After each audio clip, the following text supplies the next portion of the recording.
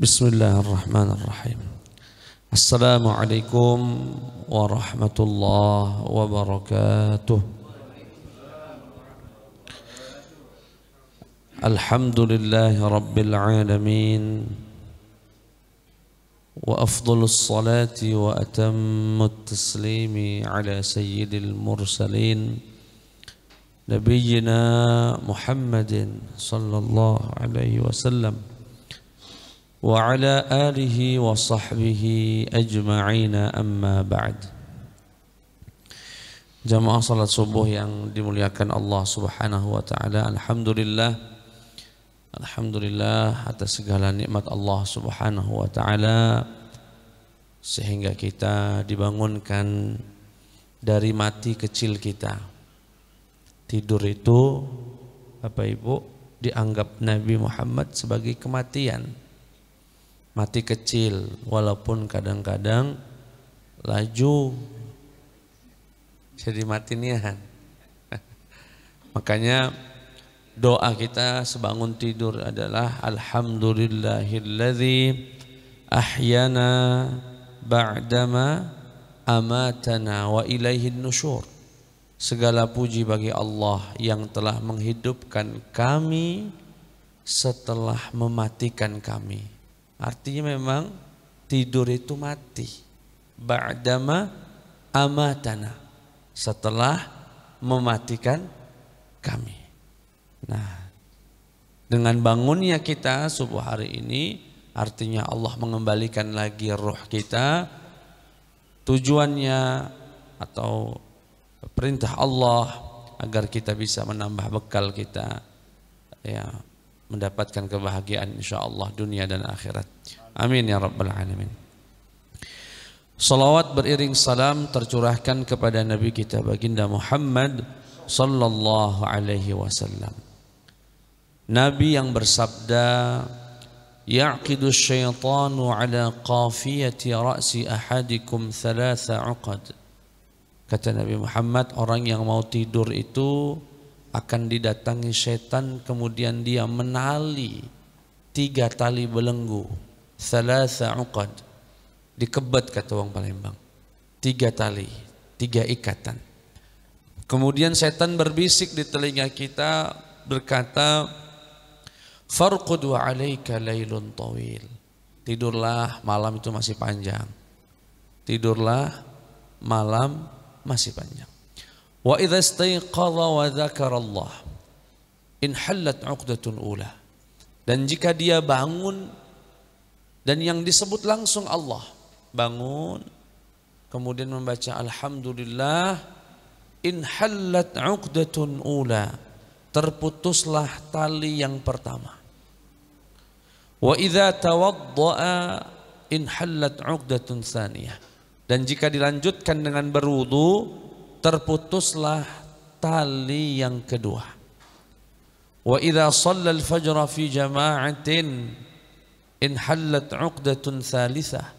Dan jika dia salat subuh berjamaah, putuslah tali yang ketiga. Wa asbaha nashitan thayyiban nafsi wa illa asbaha kaslanan khabithan nafs.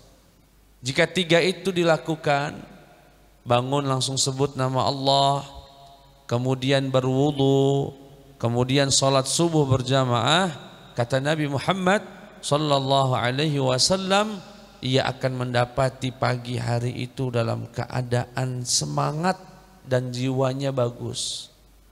Tapi jika tidak, dia akan menjumpai pagi hari itu dalam keadaan lesu dan dalam keadaan jiwa yang tidak baik.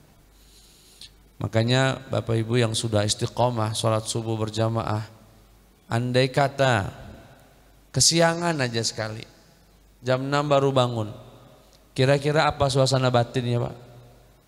Pasti ada yang gak enak, ada yang salah. Padahal gak salah, namanya ketiduran. Tapi kalau orang tidak melakukan yang 3 tadi, pasti menjumpai pagi harinya dalam keadaan jiwanya gak enak, ada yang salah. Bapak Ibu kalau pulang ke rumah sekarang, bujangnya masih tidur, belum bangun, kemudian dibangunkan, nak sholat subuh, itu kayak begitu. Jiwanya nggak benar. Kalaupun bangun, duduk, muka merengut, ngomong enggak, dijawab enggak, ditanya enggak dijawab. Ya. Bawaannya malas, lesu. Dan itu ucapan dari baginda Muhammad sallallahu alaihi wasallam. Tapi Pak Ustadz, aku ini lah zikir sudah, wudu lah sudah, sholat subuh sudah. Cuma kalau dengar pengajian ngantuk Ustadz. Nah ini banyak nih yang caknya di masjid nih. Tengok kanan kiri pada ngangguk-ngangguk. Mungkin tadi malam tahajudnya 20 rakaat kali Pak ya. Kenapa Ustadz saya masih ngantuk-ngantuk begini? Sebetulnya nggak apa-apa sih Pak. Ya sambil ngantuk-ngantuk. Yang penting jangan tidur beneran. Bisa jadi wudunya tadi nggak sempurna. Wudunya tidak sempurna. Makanya kata Rasulullah kalau bangun tidur itu wudunya terutama di bagian hidung. Istinsyaqnya itu yang maksimal. Kata Rasulullah, "Idza istayqadha ahadukum min naumihi falyastanthir thalathan fa inna asy-syaitana yabitu 'inda khayshumih." Atau kama qala alaihi salatu wassalam, jika salah satu di antara kalian bangun tidur, maka istinsar itu masukkan air ke dalam kemudian mengeluarkannya yang kencang, yang kuat, bila perlu sampai nyenggerok kata orang. Kenapa ya Rasulullah? Fa inna syaitana, karena sesungguhnya setan yabitu 'inda khayshumih, nginepnya semalam itu di hidung kalian. Jadi rupanya Pak ya, hidung ini kata Rasulullah tempat nginepnya setan. Hotel. Berarti yang masih ngantuk ini mungkin setannya belum check out.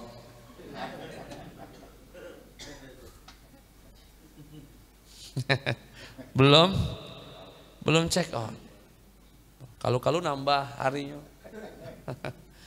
Belum check out. Makanya ya kalau ditanya muat apa, memang muat Ustaz setan nginep di situ ya enggak tahu muat atau enggak. Pokoknya kata Nabi begitu, sami'na wa amanna wa ata'na. Khalas. Kata Rasulullah, memang nginepnya di sini, di sinilah. Makanya ada dalam dunia ruqyah, yaitu meruqyah, ada yang disebut dengan ruqyah mandiri. Jadi kalau merasa ada gangguan ya setan, itu enggak harus mendatangkan ustadz kemudian minta meruqyah kita. Coba langkah pertama itu ruqyah pribadi masing-masing dengan cara berwudu yang maksimal, terutama di bagian hidung. Kalau setan yang di hidung itu yang belum check out tadi. Cak bunyi HP aku tadi. Al-Imam Ibnul Qayyim Al-Jauziyah mengatakan kenapa minapnya di hidung Ustaz? Ya, kenapa minapnya di hidung? Kata beliau, karena hidung ini satu-satunya lubang yang lubang kotor yang terbuka 24 jam. Jadi nerima tamu itu 24 jam dia Pak. Ya, tapi saya nggak tahu kalau Bapak di sini ada yang tidur hidungnya ketutup ya. Ya. Tapi pasti terbuka Pak ya. Ini tempat nginepnya setan. Jadi kalau ngantuk ya hidungnya dimaksimalkan. Insya Allah dapat mengurangi rasa kantuk kita. Bapak Ibu yang dimuliakan Allah Subhanahu wa taala. Sedikit akan berbicara tentang Al-Quran. Walaupun nanti ada peringatan nuzul Quran. Insya Allah guru kita, siapa dia yang ngisi Ustaz? Ustadz Al-Fajri insya Allah akan memberikan banyak wawasan dari seputar nuzul Quran. Saya hanya akan menyampaikan beberapa sifat karakter yang melekat pada Al-Quran. Yang melekat pada Al-Quran. Yang pertama, ya, izinkan saya untuk membacakan sedikit semacam lantunan puji-pujian dulu masih kecil. Kalau habis ngaji itu Pak ya. Itu ada beberapa lantunan di antara TPA itu ada yang Allahumma arhamna bil Quran. Ada. Kalau di kampung saya dulu kalamun qadimun la yumallu sama'uhu tanazzaha an qawlin wa fi'lin wa niyatin bihi ashtafi min kulli da'in wa nuruhu dalilun liqalbi 'inda jahlin wa hayrati faya rabbi matti'ni bisirri hurufihi wa nawwir bihi qalbi wa sam'i wa muqlati, dan seterusnya. Puji-pujian ini kalau di pondok-pondok pesantren tahfidz Quran sering dibaca itu. Apa maknanya? Kalamun qadimun la yumallu sama'u. Dan ini sifat yang pertama ada dalam Al-Quran yang ingin kami sampaikan. Apa itu? Quran itu tidak akan pernah membosankan. Quran itu tidak akan pernah membosankan. Saya berikan penjelasan agak lebih mudah untuk dipahami.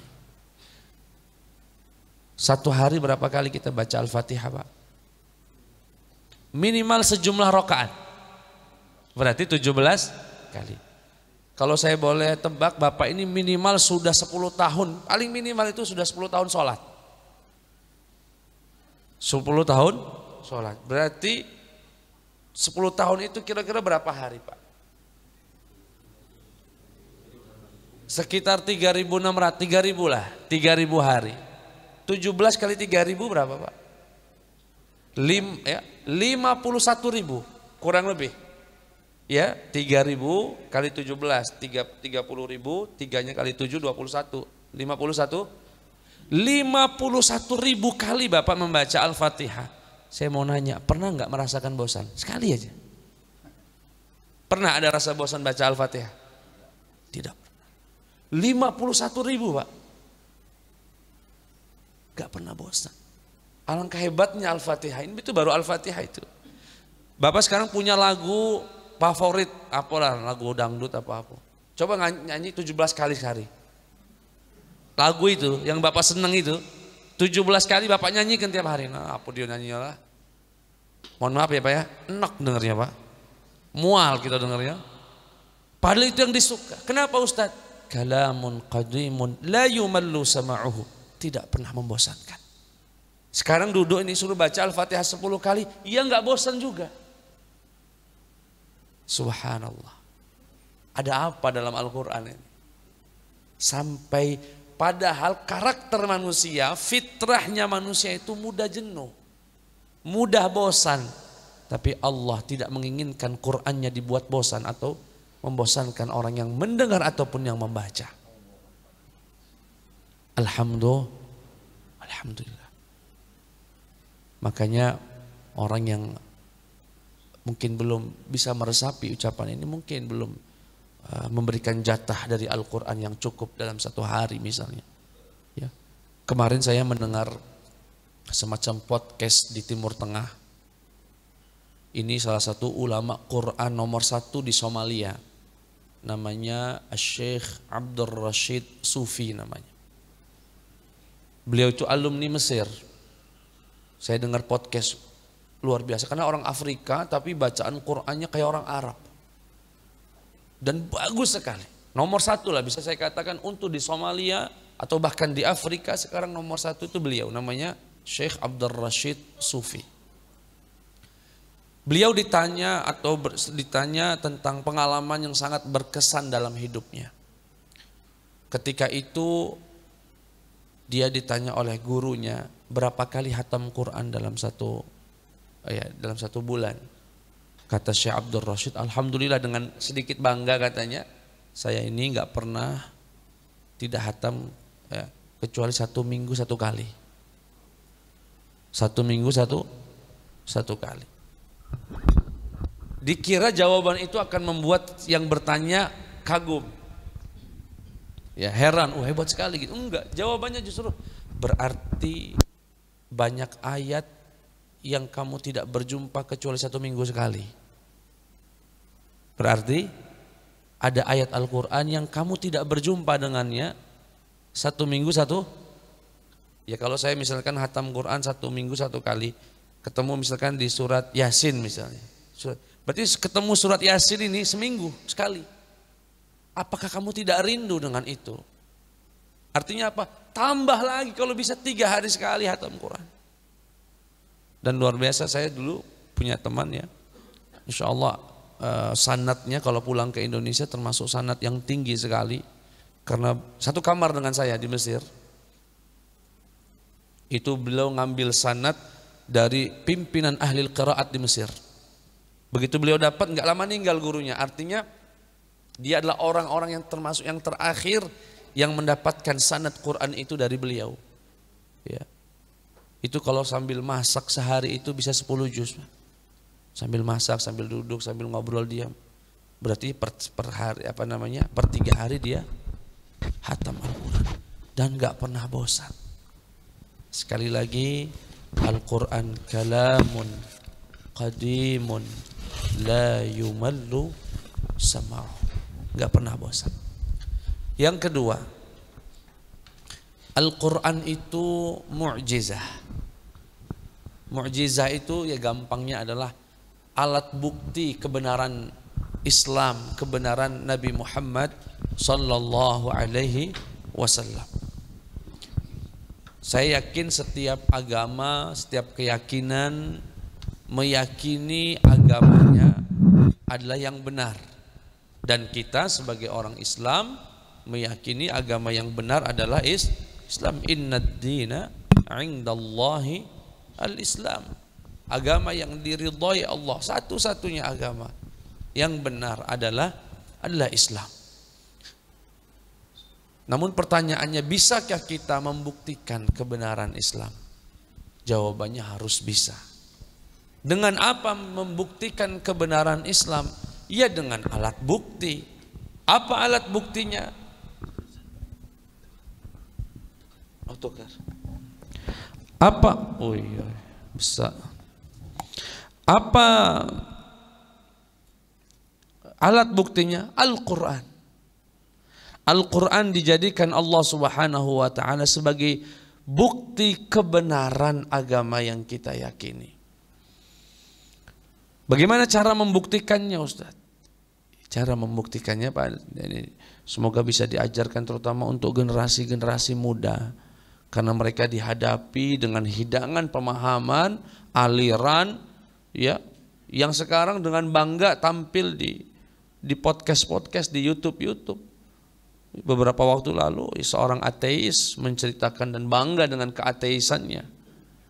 Nah, kita sebagai orang Islam ya generasi muda harus bisa membuktikan kebenaran agama yang kita yakini dan menegaskan agama ini bukan doktrin, percaya nggak percaya, percaya. Enggak. Siap untuk dibuktikan. Alat buktinya apa tadi, Pak? Al-Qur'anul Karim. Bagaimana cara membuktikannya?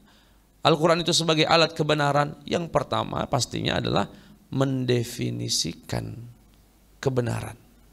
Definisikan dulu. Ribut-ribut ngaku benar, sana benar, sini benar. Tapi definisi benar saja belum disepakati. Ya. Memang apa Ustadz definisi kebenaran itu? Definisi kebenaran itu apa? Ya, kalau mereka punya definisi silahkan hadirkan. Kita juga punya. Disebutkan oleh Imam Zakaria Al-Ansari dalam Hududil Aniqah. Beliau kata kebenaran itu, Pak, adalah kesesuaian ucapan dengan kenyataan. Kesesuaian antara ucapan dengan fakta, dengan kenyataan. Saya kasih contoh misalnya. Ini Masjid Agung Palembang, benar apa salah, Pak? Yakin saya salah, Pak. Kenapa saya salah? Karena tidak ada kesesuaian antara ucapan saya dengan fakta. Tidak ada kesesuaian antara ucapan dengan fakta. Peci saya warna merah, benar apa salah, Pak? Salah. Dan Bapak yakin betul saya salah. Enggak ragu lagi, Ustaz. Kenapa? Karena enggak ada kesesuaian antara ucapan dengan fakta. Mic saya ini warna hitam, benar apa salah, Pak? Yakin, Pak ya? Ini warna merah, benar Pak ya? Yakin benar? Yakin Ustaz. Tidak ada keraguannya, ini merah. Kenapa? Karena ada kesesuaian antara ucapan dengan fakta. Itu definisi kebenaran, Pak. Jadi kalau memang ada yang mau protes, ya silakan diprotes, tapi datangkan definisi lain. Kalau punya tawarkan, ditawarkan. Tapi kalau Al-Quranul ulama kita, para ulama Islam mendefinisikan kebenaran adalah muwafaqatul qawli bil waqi', yaitu kesesuaian antara ucapan dengan kenyataan. Nah, Al-Quran itu kan ucapan ya. Al-Quran itu dari awal sampai akhir adalah statement, firman Allah Subhanahu wa ta'ala. Namanya ungkapan, namanya ucapan, bisa benar, bisa salah. Walaupun kita sebagai seorang mukmin meyakini betul Islam, Al-Quran itu semuanya benar. Tapi kalau kita sedang berdiskusi dengan orang yang tidak meyakini Al-Quran, jangankan Al-Quran, Tuhannya saja nggak diyakini. Nggak mungkin kita paksa dia meyakini, enggak, Quran ini benar. Oh enggak, ini Quran ungkapan, ucapan. Kalau dia sesuai dengan kenyataan, berarti benar. Kalau Al-Quran tidak sesuai dengan kenyataan, berarti Al-Quran tidak benar. Kita buktikan. Saya kasih contoh misalnya. Allah Subhanahu wa ta'ala berfirman, "Wansyaqqal qamar." Bulan itu terbelah. Statement bukan itu, Pak? Statement dari Allah. Dan Allah tahu betul ini kalimat bahkan diuji nantinya. Tapi tidak ragu untuk tetap menuliskan kalimat wansyaqqal qamar. Bulan itu pernah terbelah. Bisa benar, bisa salah. Jadi suatu ketika saya pernah baca majalah dulu, masih SMA dulu. Di pondok ada majalah tentang kisahnya masuk Islam salah satu tokoh Islam ya, pergerakan Islam di Amerika. Saat itu katanya dia diberikan hadiah berupa Al-Quran. Quran itu tersimpan dan enggak pernah dibaca-baca, entah kenapa dia pengen sekali apa dia isinya Al-Quran ini. Dia buka secara acak begitu. Begitu dibuka, yang terbaca sama dia adalah ayat yang saya baca tadi, wansyaqqal qamar, dan bulan pernah terbelah. Kata dia, ini halusinasi ini. Bohong, langsung dilemparnya. Kitab apa ini? Mengatakan Quran mengatakan kalau bulan itu pernah terbelah, padahal kita lihat betul bulan itu tidak terbelah, bulat, utuh. Quran itu dibuang, dia nggak tertarik lagi karena dianggap kitab hayalan. Sampai kemudian beliau menonton televisi, ada berita di mana konferensi atau jumpa pers dari lembaga NASA, lembaga Antartika di Amerika, yang mengumumkan hasil perjalanannya ke bulan. Ini sekitar tahun 60-an. Yang disampaikan adalah di bulan terdapat retakan yang tidak mungkin terjadi kecuali dulu bulan pernah terbelah. Di situ dia tercengang, kok luar biasa sekali ini. Diambil lagi Quran tadi, kalau dia salah membacanya. Begitu dilihat, benar-benar Allah mengatakan wansyaqqal qamar. Sesuai nggak Pak dengan fakta? Sesuai dengan fakta. Dan ini kalau kisahnya dalam Sahih Bukhari tentang terbelahnya bulan ini, di mana orang-orang musyrikin Quraisy sepakat untuk menjatuhkan nama Nabi Muhammad di hadapan penduduk Mekah dengan cara memberikan tantangan yang nggak mungkin bisa dilakukan oleh Nabi Muhammad. Jadi dikumpulkanlah orang-orang di kota Mekah, kemudian Nabi Muhammad dipanggil, ya Muhammad, kamu ngaku Nabi, apa bukti kebenaranmu? Kata Nabi, bagaimana saya harus membuktikan kebenaran saya sebagai Nabi? Begini saja, kami punya tantangan, kalau kamu bisa lakukan, kamu Nabi. Kalau enggak, berarti kamu bukan Nabi. Apa kamu minta apa? Tolong belah bulan itu. Tantangan yang diajukan kepada Nabi Muhammad, suruh membelah bulan. Nabi Muhammad selaku manusia tak berani memutuskan iya atau tidak, sampai turun malaikat Jibril berkata, ya Muhammad, lakukan yang mereka minta. Kemudian ditunjukkan oleh jari Nabi Muhammad ke arah bulan itu, dan bulan itu terbelah. Begitu bulan terbelah, keangkuhan pada diri orang-orang musyrikin itu tidak mau menerima kebenaran, berkata sihrun mustamir. Ini ayat berikutnya. Ya, wansyaqqal qamar. Kemudian mereka ketika dilihatkan kebesaran Allah, mereka mengatakan sihrun mustamir. Oh, kami disihir sama Muhammad. Ini enggak terbelah sebetulnya. Kami disihir. Kami ditipu. Tahu-tahu beberapa orang di antara orang musyrikin itu berkata begini, sebelum kita tuduh Muhammad menyihir kita tanya besok, orang-orang yang sedang perjalanan dari luar kota Mekah saat datang ke Mekah. Apakah mereka melihat hal yang sama atau tidak? Kenapa? Karena kaidah dalam sihir itu hanya berlaku bagi yang disihir. Namanya menyihir orang itu ya berlaku bagi yang tidak disihir, yang nggak berlaku. Nah, orang yang sedang perjalanan itu kan tidak disihir. Kita tanyakan saja besok. Begitu mereka datang, kemudian ditanya oleh mereka, apakah kalian melihat sesuatu yang aneh tadi malam? Iya, kami melihat bulan itu terbelah tadi malam. Sudah tidak ada keraguan lagi. Ya, kalau memang bulan itu pernah terbelah. Sekali lagi, ucapan dalam Al-Quran, pernyataan, statement mengatakan wang syaqqal qamar, membuktikan kalau Al-Quran ini benar. Mungkin kebetulan Ustaz, kalau ada yang salah juga. Kasih contoh yang lain. Dalam surat misalnya Ar-Rahman, Allah Subhanahu wa taala berfirman, "Marajal bahraini yaltaqiyan, bainahuma barzakhun la yabghiyan." Kata Allah di dalam Al-Quran ini, ini sekali lagi ucapan bisa benar bisa salah.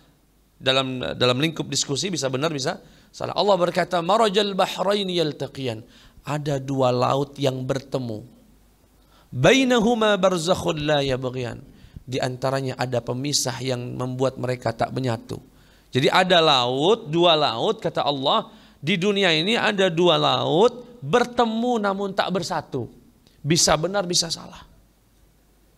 Ada dua laut bertemu tak bersatu. Bisa benar bisa salah. Sampai kemudian seorang ilmuwan dari Rusia sekitar tahun 70-an menemukan pertama kali tempat lokasi di mana ada dua laut yang bertemu namun tak bersatu. Di mana itu, Ustaz? Antara benua Afrika dan Eropa. Pertemuan antara dua laut, Mediterania dengan Laut Atlantik. Berjumpa namun tak bersatu. Hasil penelitian mengatakan, kenapa tidak bisa bersatu padahal sama-sama laut? Yang pertama, karena kadar garamnya berbeda. Yang kedua, suhunya berbeda. Sehingga membuat dua karakter air itu sama-sama laut, tapi tidak bisa membuat mereka bersatu. Pertanyaannya, apakah Nabi Muhammad pernah berenang sampai di sana, Pak? Ada riwayat Nabi Muhammad jalan-jalan ke Atlantik sana. Dekati. Tapi Allah nyatakan itu dengan tegas.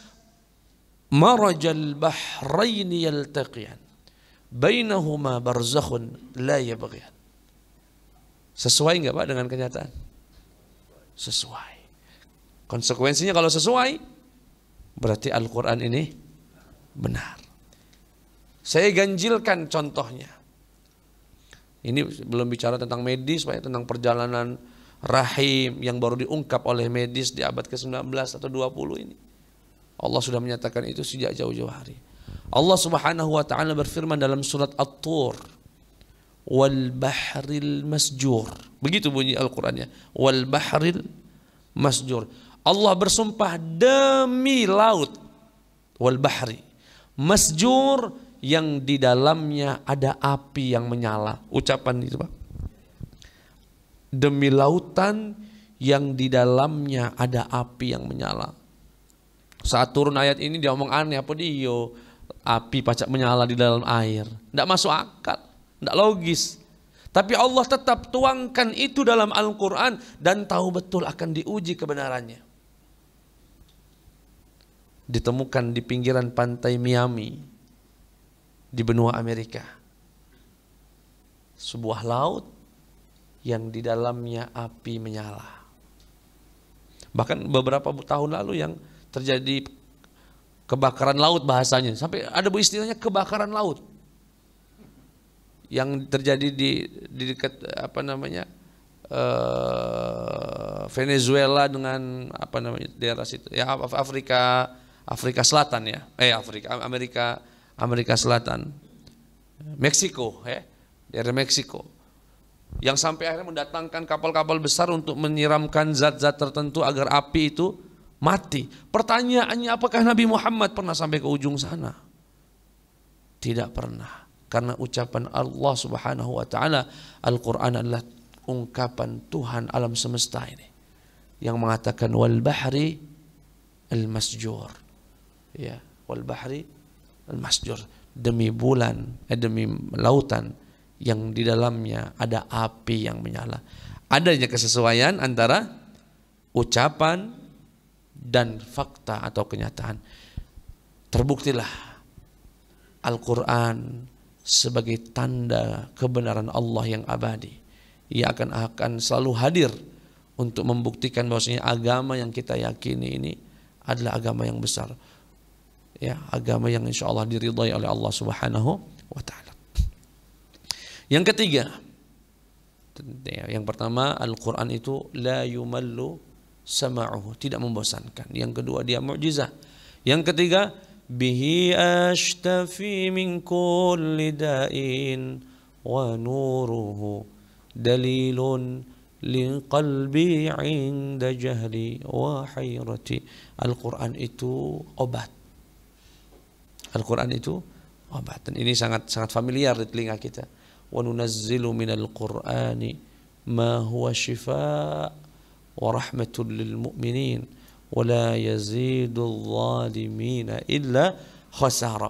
Yang menjadi pertanyaan, apakah Al-Qur'an menjadi obat hanya untuk penyakit hati ataukah ia juga obat untuk jasmani? Disebutkan dalam kitab At-Tibyan fi Adab Hamalatil Qur'an karya Imam Nawawi bahwasanya sebagian besar ulama mengatakan Al-Quran juga obat untuk penyakit jasmani. Untuk penyakit jasmani. Caranya gimana Ustaz? Ya, dengan membacakan surat tertentu, ayat tertentu, ditiupkan ke air, diminumkan. Ya, insya Allah membawa keberkahan dan mengandung obat dari Allah Subhanahu wa ta'ala. Ya, saya sedikit cerita pengalaman pribadi.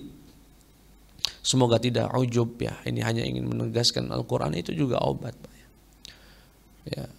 Satu ketika saya ngisi dulu pengajian di Tanggamus, Lampung. Selesai ngaji ya, dijamu yang ngundang kemudian sebagainya, saya mau pulang menuju mobil, tahu-tahu ada orang lari bawa air itu, Pak ya. Pak Ustadz, tolong doakan saya, Pak Ustadz. Kenapa? Saya belum dikasih keturunan, Ustadz. Sudah 6 tahun. Nikah belum dikasih. Saya polos saja, saat itu polos sekali. Ya sudah, sini saya bacakan Al-Fatihah, niatnya agar diberikan keturunan. Sudah, saya juga nggak kenal siapa, namanya siapa juga nggak tahu. Pulang. Sebulan ada nomor baru, nelpon saya, nomor nggak kenal. Begitu saya ngomong, Ustaz, kenalkan Ustaz, saya yang kemarin minta doa di air Ustaz, pas Ustaz pengajian gini. Oh iya, kenapa, gimana? Ini Ustaz, istri saya hamil Ustaz. Positif. Subhanallah, berkahnya Quran itu. Itu saya nggak sengaja, apalagi saya sengaja waktu itu. Iya. Yeah. Mungkin kadang-kadang kalau sengaja malah nggak jadi, Pak. Yang mengatakan itu Allah, bukan saya. Wa nunazzilu minal Qur'ani ma huwa shifa. Memang ada obat di dalam Al-Quran, tapi tidak menghalangi kita untuk melakukan medis, ya. Tetap medis sebagai penyempurna ikhtiar kita. Selain kita datang ke dokter, berkonsultasi, meminta obat, juga ada jalur lain untuk memberikan kesembuhan melalui keberkahannya Al-Quranul Karim. Disebutkan dalam hadis sahabat Abi Sa'id Al-Khudri suatu ketika mampir ke suatu kampung, numpang untuk tidur di sana, tidak diizinkan oleh penduduk situ. Akhirnya mereka dengan para sahabat tidurlah di pinggiran kampung. Sampai kemudian pemuka kampung tersebut disengat oleh kalajengking. Ya, begitu disengat oleh kalajengking, barulah kebingungan kan sampai mau pingsan itu. Kesakitan luar biasa. Siapakah yang bisa mengobati penyakit ketua kami, pimpinan kabilah kami ini? Ada yang mengucapkan, coba datangin sekelompok orang yang kemarin mau numpang di sini, kita nggak kasih. Dicari, kemudian ketemu, kata sahabat Abu Sa'id Al-Khudri, saya bisa mengobatinya. Datanglah Abu Sa'id Al-Khudri ini, datang. Dengan polosnya beliau membacakan Al-Fatihah kepada orang tersebut dan sembuh. Saking senangnya penduduk itu akan kesembuhan pimpinannya, disembelihkanlah kambing. Begitu disembelihkan kambing, dihidangkan, Abu Sa'id Al-Khudri nggak mau makan. Kenapa? Kalau nggak boleh makan dari bacaan Quran itu. Kalau akhirnya ceritalah keesokan harinya berjumpa dengan Nabi Muhammad Sallallahu Alaihi Wasallam, cerita dengan apa yang terjadi. Termasuk bercerita, ya Rasulullah, saya itu mau dikasih kambing, tapi saya ragu bener boleh apa enggak. Kata Nabi Muhammad, kenapa enggak dibawa ke sini kambingnya? Kenapa enggak? Artinya boleh itu. Dari sini kita lihat bagaimana Al-Quran hadir juga untuk memberikan sebagai obat. Apalagi memang Al-Quran syifa'un lil qulub. Memang obat untuk hati kita yang gelisah. Baca Quran, ya, bacalah Quran, baca dengan berwudu, ya, karena kita yakin Al-Quran ini salah satu yang akan memberikan kita syafaat nanti Pak di hari kiamat. Disebutkan dalam hadis ada dua hal amalan yang disebutkan Rasulullah dapat memberikan syafaat. Yang pertama baca Quran, yang kedua puasa. Di mana nanti keduanya ini di akhirat akan berkata begini, ya Rabb, saya dulu di dunia dihargai betul sama si fulan ini. Saya kalau mau disentuh dia wudu dulu. Saya dikhususkan baca Quran. Saya diberikan waktu khusus untuk dibaca. Kalau kita ini kan kadang di sisa-sisa waktu. Bukan menyisakan waktu, tapi di sisa-sisa. Tidak mengkhususkan waktu. Sehingga Al-Quran berkata, ya Rabb, dulu saya di dunia dispesialkan betul sama orang ini. Dia pegang saya dengan wudu. Dia baca saya dengan kekhusyuan. Berikan hari ini kesempatan untukku ya Allah, memberikan syafaat kepadanya. Begitu riwayat hadisnya. Begitu juga dengan puasa. Ya Allah, di dunia dia bertahan, tidak makan, tidak minum. Saat ini izinkan aku untuk memberikannya syafaat. Seakan puasa itu diabstrakkan atau diilustrasikan sebagai sosok yang datang untuk memberikan syafaatnya. Makanya kata Nabi Muhammad, Iqra'ul Qur'an fa innahu ya'ti yaumal qiyamati syafi'an li ashabih. Bacalah Al-Quran, dia akan datang kelak di hari kiamat sebagai pemberi syafaat bagi yang mau membacanya. InsyaAllah Pak ya. Dari ceramah saya ini Pak, asal andai kata dari ceramahku ini, dak kate yang dicatat, dak kate yang diingat, dak apa-apa. Dak apa-apa. Yang penting setelah ngaji ini semangat baca Qur'annya bertambah. Itu baik. Betul Pak ya? Iya, tak puasa juga tambah juga. Enggak ada yang dicatat, enggak ada yang dihafal, enggak ada yang nyambung. Ngomong apa Ustaz ini? Enggak apa-apa Pak. Yang penting setelah majelis ini semangat untuk membaca Al-Quran, memahami Al-Quran bertambah. Itulah inti dari ngaji ini. Ya Pak ya. Itu saja. Syuruk jam berapa sekarang? Jam 6 Cak ya? Apa jam 6 dulu? 6 menit lagi ya.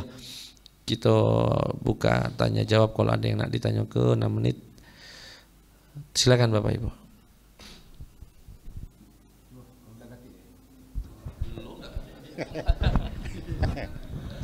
Assalamualaikum warahmatullahi wabarakatuh. Ustadz Bito. Alhamdulillah kami di sini sudah bahasa Inggrisnya itu one day one juice. Agak keren dikit. Tadi banyak yang ngatokan berat katanya. Ternyata yang ngatokan berat tuh akhirnya baca cepat 3 juz sehari. Ada yang 5 juz yang tadinya ngatokan berat. Jadi benar perkataan Ustadz Bito tadi ya dari Al-Quran. Yang ingin saya tanyakan Ustadz, ini saya dengar dari podcast saya baca ya. Apa yang di Quran itu katanya lado galo di Injil, Taurat itu kira-kira. Mungkin yang tadi yang kayak bulan dibelah itu, laut itu apakah ada juga di situ? Terima kasih Ustaz.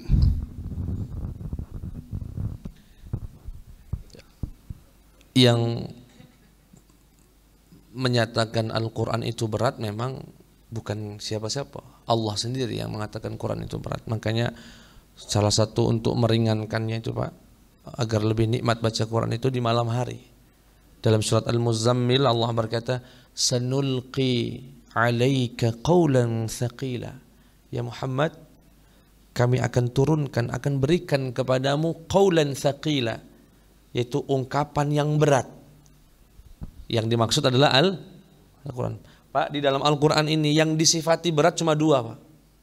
Di dalam Al-Quran, dari ujung Al-Fatihah, pangkal Al-Fatihah sampai An-Nas, yang disifati Allah dengan kata berat itu dua. Yang pertama Al-Quran, inna sanulqi 'alaika qawlan thaqila. Sesungguhnya kami akan memberikanmu ya Muhammad qawlan thaqila, yaitu Al-Quran. Yang kedua yang disifati berat adalah hari kiamat. Di dalam surat Al-Insan, inna haula'i yuhibbuna al-'ajilata wa yadharuna wara'ahum yawman thaqila. Thaqila itu berat.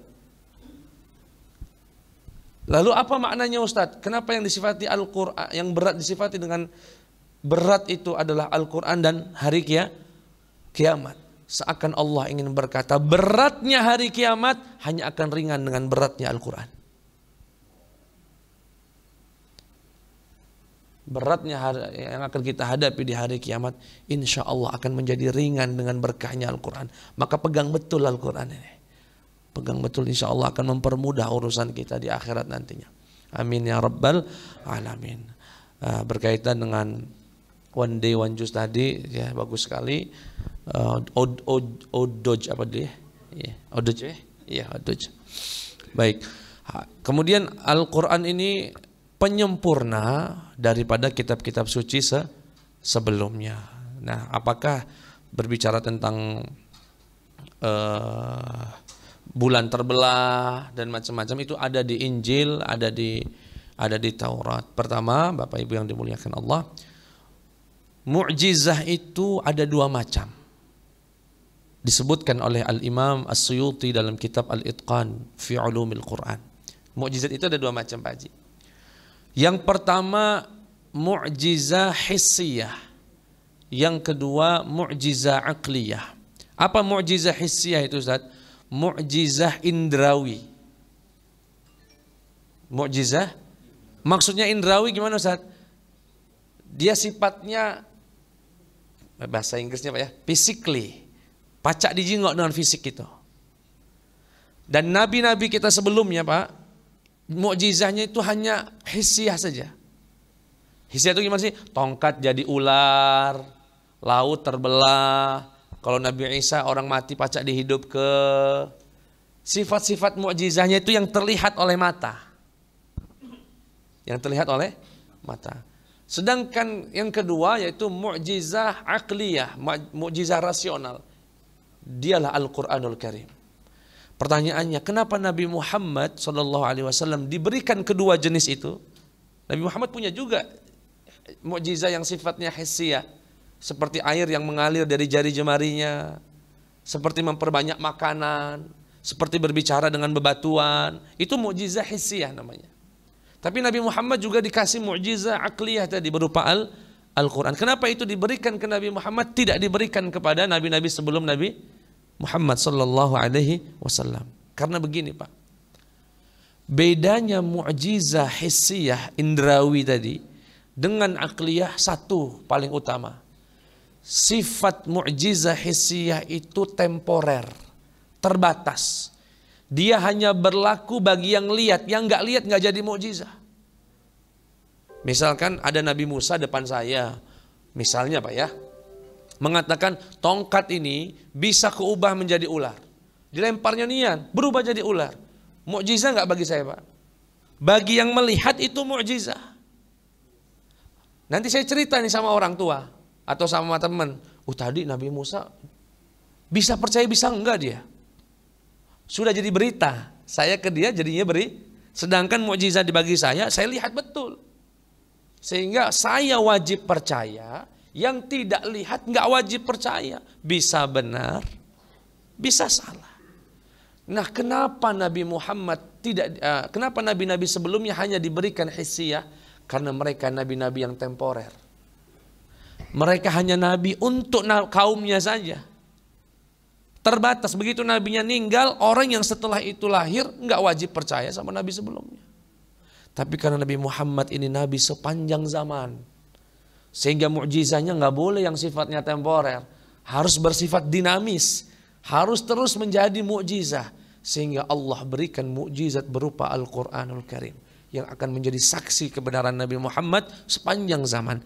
Itu perbedaannya. Jadi mukjizah hissiyah itu sifatnya temporer, mukjizah akliyah sifatnya dinamis. Dan terus tidak ada, bukan limited edition. Al-Quran itu Pak, semakin maju teknologi, semakin terbukti kebenaran Al-Quran. Continuous tense, present tense, dan future tense. Alah Pak Haji. Laju bahasa Inggris ya. Masih inget juga kayak. Nah jadi yang kisah-kisah seperti dalam Injil itu tidak disebutkan oleh Allah Subhanahu wa taala, karena Injil tidak Allah jadikan sebagai mukjizah sampai akhir zaman. Buktinya apa? Allah tidak menjaga Injil. Kalau Al-Quran, inna nahnu nazzalna dzikra wa inna lahu lahafizun. Ya, jadi wajar kalau Nabi Muhammad itu sampai hari ini, wajib percaya nggak kita sama Nabi Muhammad Pak? Wajib. Kenapa wajib?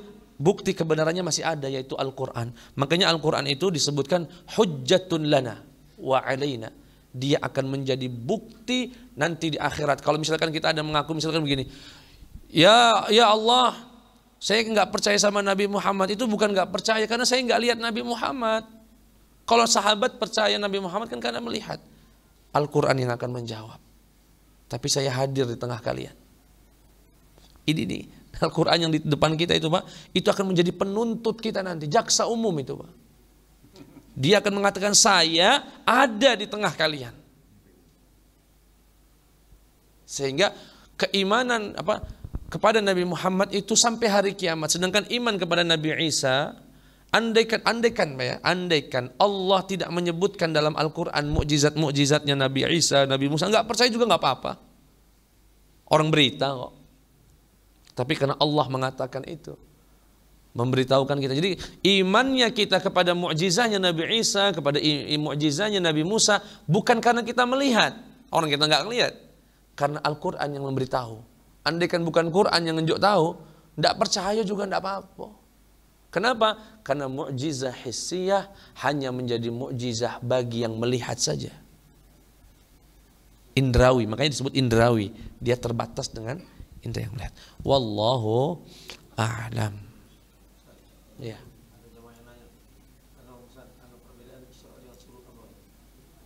Oh, perbedaan isyraq dengan syuruk.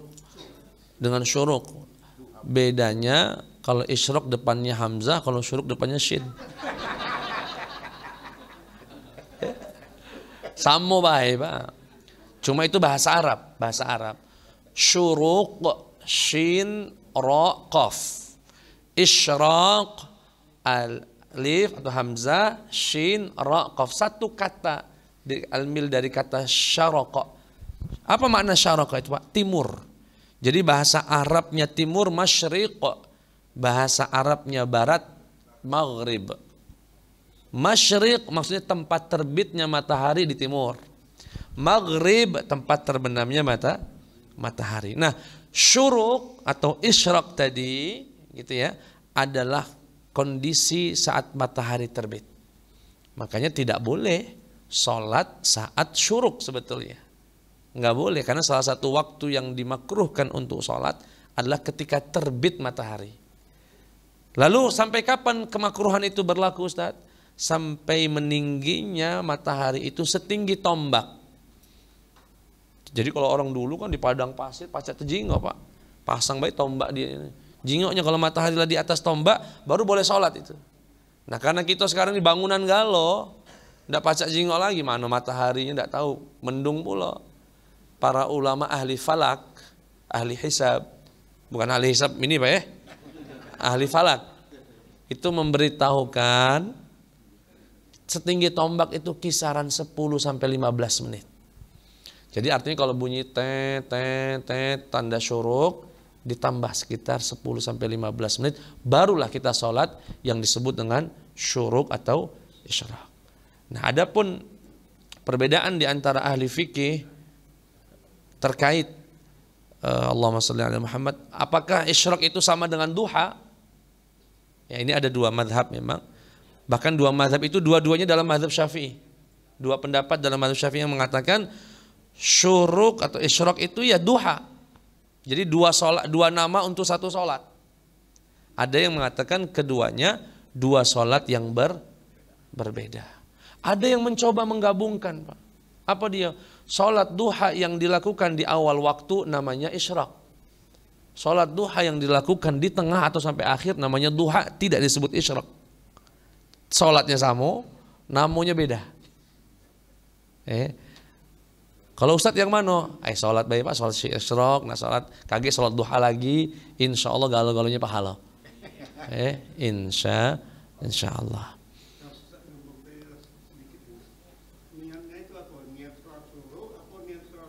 Sama baik Pak. Iyo, dua itu satu kat. Boleh dua-duanya. Boleh dua-duanya, tapi tidak usah disebut dua-duanya. Sholli sunnatas syuruki wal isyraqi wal duha'i enggak. Cukup salah satunya saja. Itu bahasa Arab ya Pak ya, bahasa Arab syuruk ataupun isyraq. Ya. Ya. Waalaikumsalam warahmatullahi.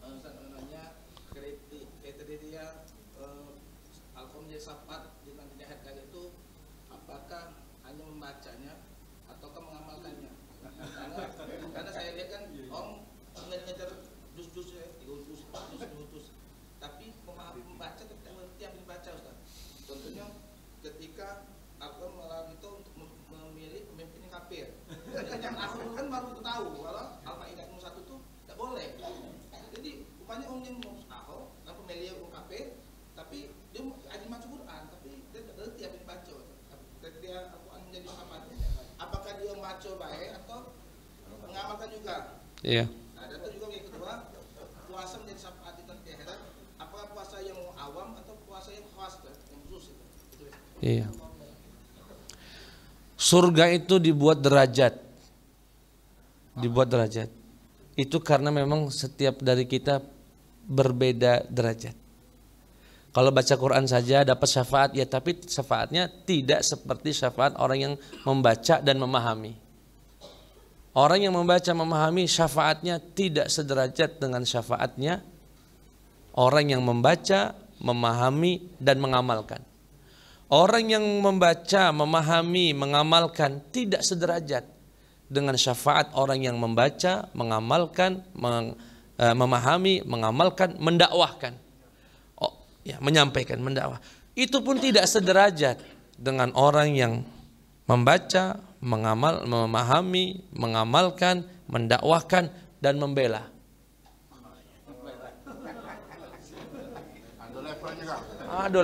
Itulah kenapa hikmah Al-Quran itu, surga itu dibuat derajat, karena memang manusia ini beda-beda di antara kita. Jadi insya Allah ada syafaat. Makanya Pak, nanti syafaat itu ada 6 macam. Syafaat itu ada 6 macam. Salah satunya syafaat mengangkat derajat. Jadi syafaat itu ada mengangkat derajat, ada syafaat mengeluarkan orang dari neraka masuk surga, ada syafaat masukkan orang surga tanpa masuk neraka, namanya min ghairi hisab, itu tanpa hisab. Ada syafaat mengeluarkan orang kafir dari kerak ke pinggiran. Itu syafaatnya Nabi Muhammad khusus buat pamannya Abi Thalib. Kata Rasulullah, hatta dahdahin minan nar. Sampai diangkat syafaatnya Abu Thalib ini karena pernah berjasa, diangkat sampai ke pinggiran neraka yang kalau kakinya menyentuh otaknya mendidih.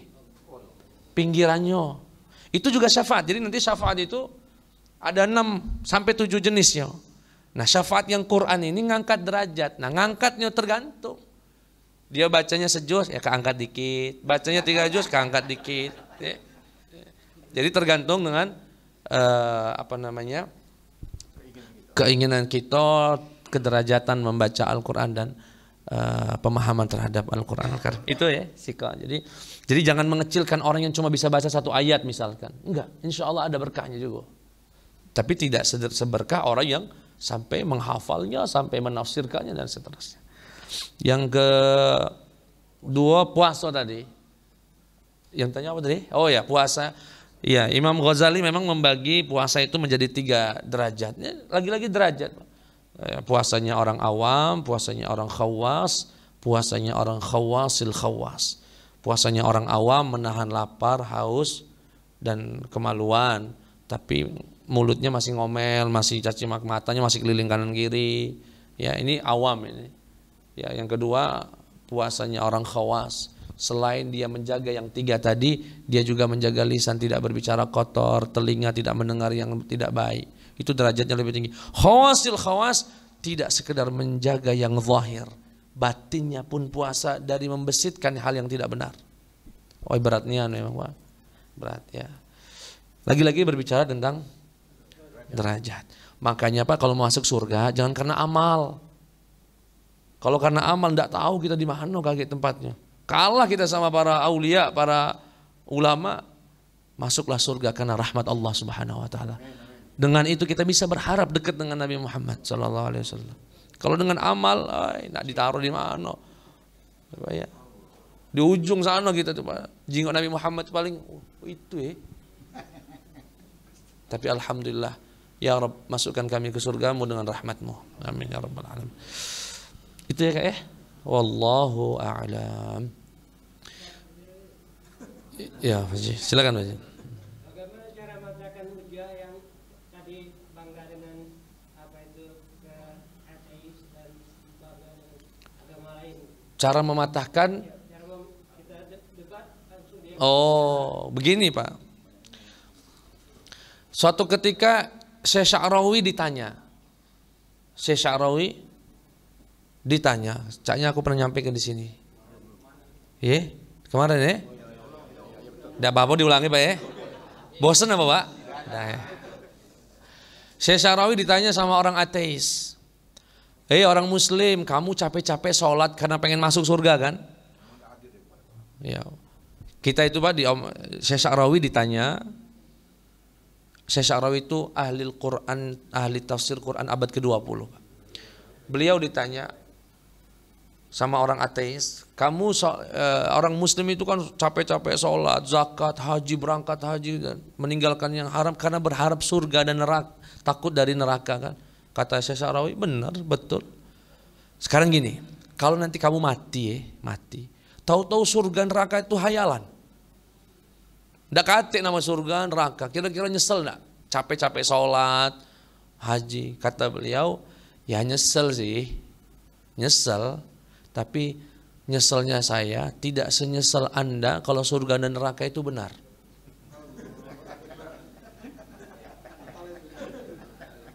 Betul ya? Misalnya Pak ya, dan ini nggak boleh, ini hanya perumpamaan saja. Kita meninggal, tahu-tahu surga neraka itu nggak ada beneran, misalnya, dan nggak mungkin Pak ya, nggak ada. Ya sudah. Paling kita pernah capek di dunia aja begini-begini ngaji. Sekarang kalau surga neraka itu benar. Dia mati ya, wong ateis tadi mati. Begitu mati ada nian surga neraka. Habis Bapak. Habis. Makanya kalaupun saya kecewa, kecewanya saya tidak sekecewa Anda kalau surga neraka itu benar adanya. Betul Pak ya? Betul. Iya. Alhamdulillah. Yang kedua cara bantahnya. Mungkin tambahan ini. Orang ateis itu rata-rata yang memotivasi dia tidak beriman karena iman itu bentuk pemasungan, pengekangan. Karena kita wajib percaya, namanya iman itu kan wajib percaya Tuhan, percaya Nabi. Dia tuh pengennya bebas. Jadi dianggap iman itu pemasungan. Gitu ya. Kita jawab, ateis juga pemasungan. Anda kan juga dipasung, sebenarnya kita ini sama-sama yakin, sama-sama iman. Saya iman ada Tuhan, Anda iman tidak ada Tuhan. Betul gak Pak? Betul. Orang ateis itu kan mengatakan orang yang beriman terbatasi. Sebetulnya kita ini sama-sama iman. Cuma saya itu imannya ada Tuhan, kamu imannya tidak ada Tuhan. Sama-sama beriman. Buktinya kamu juga tidak bebas. Tidak bebas seperti yang kamu yakini tadi. Ya, dia tidak pernah mau percaya Tuhan kan, berarti sudah terbatasi juga. Ya, walaupun saya tahu ya di Inggris itu Pak ada liputan, ada namanya gereja ateis. Gereja ateis. Kenapa Pak? Ketika mereka berontak, dan kita tahu sejarah kemunculan ateis itu kan karena hegemoni gereja di Eropa. Ketika Eropa saat itu dikuasai oleh gereja, pastor-pastor mengakui sebagai perwakilan Tuhan di bumi, mereka merasa dikekang oleh gereja. Semua ilmuwan tidak boleh memberikan penemuannya bertentangan dengan tafsir gereja. Ini yang disebut dengan kahanutiyah dalam bahasa Arab. Apa itu kahanutiyah? Pastor mengaku sebagai perwakilan Tuhan di bumi. Itu sehingga mereka merontak. Itulah terjadi revolusi Eropa, Prancis, melatar belakangnya karena gereja ini. Kalau kita kan nggak ada ulama ngaku, tidak ada yang boleh nafsirkan berbeda dengan kami, nggak bisa. Ulama itu bisa salah, bisa benar, silakan dikritiki. Nah itu awal munculnya. Begitu mereka berontak dari gereja tadi, akhirnya mereka nggak ibadah kan. Berjalannya waktu, hidup materialistis menguasai mereka, tapi tidak bisa bohong, hati itu kosong Pak. Kalau hanya diberi gizi materi saja, sehingga mereka pun malu-malu buat gereja sendiri, kumpul nyanyi-nyanyi. Katanya kenapa? Untuk mengisi kekosongan batin kami. Sampai ada gereja ateis. Ya hati-hati Pak ya, terutama budak-budak kita yang muda-muda, karena di YouTube itu banyak sekali orang-orang ateis sekarang ini, banyak sekali muncul di semacam podcast begitu ya. Itu saja ya, saya kira cukup aja ya. Alhamdulillah kita berdoa. Bismillahirrahmanirrahim. Alhamdulillahi Rabbil Alamin. Wassalatu wassalamu ala Sayyidina Muhammadin wa ala alihi wa sahbihi ajma'in. Ya Allah ya Tuhan kami, jadikan kami min ahlil Qur'an wa ahli khasatik. Ya Allah jadikan kami, anak keturunan kami, orang-orang yang mendapatkan syafaat kelak di hari kiamat ya Allah. Mendapatkan syafaat Nabi-Mu, syafaat Qur'an-Mu ya Allah, birahmatika ya arhamar rahimin. Ya Allah terimalah imal ibadah kami, puasa kami, solat kami, sedekah kami, bacaan Quran kami ya Allah, dan sempurnakan segala kekurangan kami. Rabbana atina fid dunya hasanah wa fil akhirati hasanah wa qina adzaban nar. Wa sallallahu ala sayyidina Muhammad wa ala alihi wa sahbihi wasallam. Walhamdulillahi rabbil alamin. Sekedar informasi, alhamdulillah Bapak-bapak, pesantren yang sedang kami perjuangkan sudah kami lakukan pembayaran tahap kedua, sudah 1/2 hektar terbayarkan, dan insya Allah minggu depan kalau tidak ada halangan tahap yang ketiga ya, mohon doa dan dukungan untuk berdirinya pondok pesantren tafsir Al-Quran pertama insya Allah di Palembang, menjadi bagian.